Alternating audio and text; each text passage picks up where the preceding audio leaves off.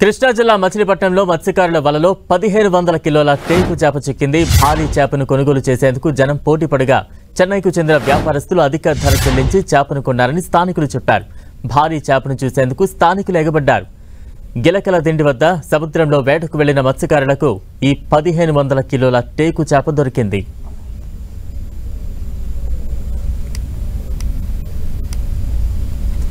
కృష్ణా జిల్లా మచిలీపట్నంలో మత్స్యకారుల వలలో 1500 కిలోల టేకు చేప చిక్కింది.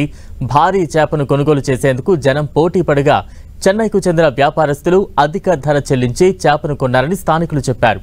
భారీ చేపను చూసేందుకు స్థానికులు ఎగబడ్డారు. గిలకల దిండి వద్ద సముద్రంలో వేటకు వెళ్లిన మత్స్యకారులకు ఈ 1500 కిలోల టేకు చేప దొరికింది.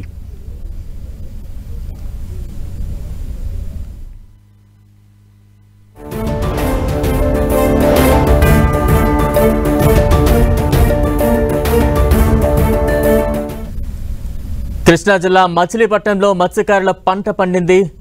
1500 కిలోల టేకు చేప మత్స్యకారుల వలలో చిక్కింది. ప్రస్తుతం ఆ దృశ్యాలు చూస్తూ ఉన్నాం. 1500 కిలోల చేప అంటే ఏ రకంగా ఉంటుంది అనేది ఇప్పుడు దృశ్యాల్లో చూస్తున్నాం. ఇంతవరకు ఎవరు చూసి ఉండని చేపలా ఇది కనిపిస్తోంది. ఒక పెద్ద క్రేన్ సాయంతో దాన్ని ఎత్తుతున్న దృశ్యాలు చూస్తూ ఉన్నాం.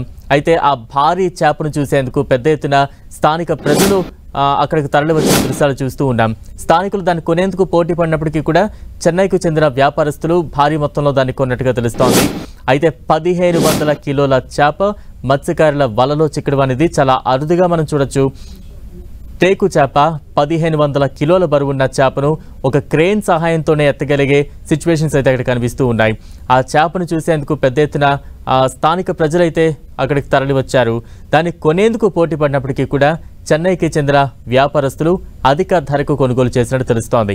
అయితే ఆ చేపను ప్రతి ఒక్కరిలో కూడా తమ సెల్ ఫోన్లో బంధిస్తున్న దృశ్యాలు చూస్తూ ఉన్నాం. 1500 కిలోల చేప అంటే ఒకరు ఇద్దరు లేదా 10 మంది ఎత్తగలిగే చేప అయితే కాదు. ఆ బరువును మోయాలంటే ఖచ్చితంగా ఒక క్రెయిన్ ఉండాలి. దాని సాయంతో దాన్ని అక్కడ నుండి తరలిస్తున్న దృశ్యాలు మనం చూస్తూ ఉన్నాం.